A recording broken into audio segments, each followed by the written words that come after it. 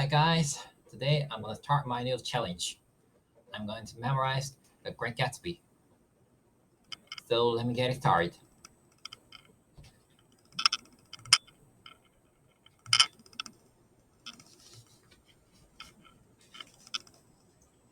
Chapter 1.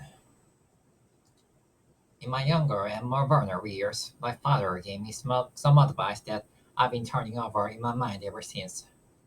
Whenever you feel like criticizing anyone, he told me, just remember that all the people in this world haven't had the advantages that you've had.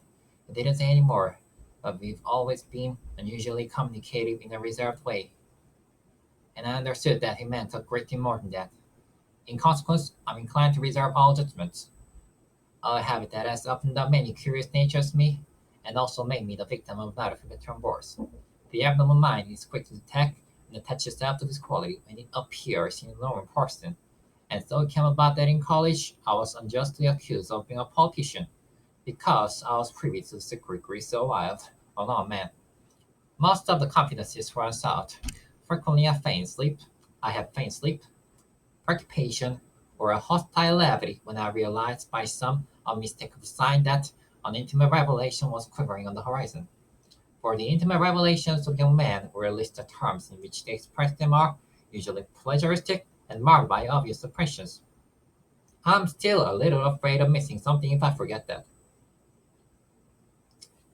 Reserving judgments is a matter of infinite hope. I'm still a little afraid of missing something if I forget that, as my father snobbishly suggested, and I snobbishly repeat a sense of the fundamental essences is parsed out unequally at birth.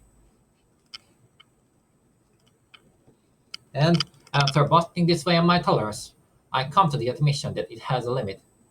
Conduct may be founded on the hard rock or the wet marshes, but after a certain point, I don't care what it's founded on. When I came back from this last autumn, I felt that I wanted the world to be in uniform and let us or more attention forever. I wanted no more writers' excursions with privileged glimpses into the human heart. Only Gatsby, the man who gives his name to this book, was exempt from my reaction. Gatsby, who represented everything for which I have an unaffected scorn. If personality is an unbroken series of successful gestures, then there is something gorgeous about him. Some heightened sensitivity to the promises of life, as if he were related to one of those intricate machines that register earthquakes 10,000 miles away.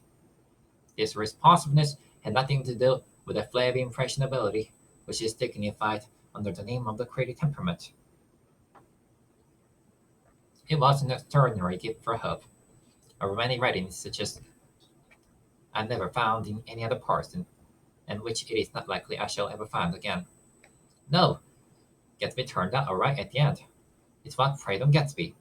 What foul dust flooded in the wake of his dreams that temporarily closed down my interest in the abhorrent source and shared with it in the relations of men. My family have been prominent, well to the people in this Midwestern city for 3 generations. The Carraways are something of a clan, and we have a tradition that we are descended from the Dukes of Buccleuch. But the actual founder of my line was my grandfather's brother, who came here in 51, sent a substitute to the Civil War, and started the wholesale hardware business that my father carries on today.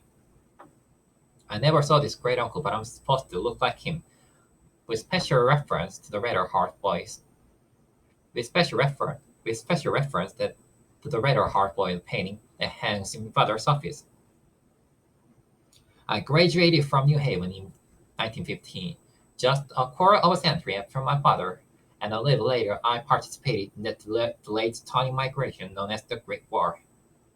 I enjoyed the counter race so thoroughly that came, came I enjoyed the counter race so thoroughly that I came back restless. Instead of being the warm center of the world, the Middle West now seemed like the ragged edge of the universe. So I decided to go east and learn the bomb business. Everybody I knew was in the bomb business, so I supposed it could support one more single man. All my aunts and uncles talked it over as if they were choosing a prep school for me, and finally said, "Why, yes, with very great, hesitant faces." Father agreed to finance me for a year, and after various delays, I came permanently, I thought, in the spring of 22. Bye.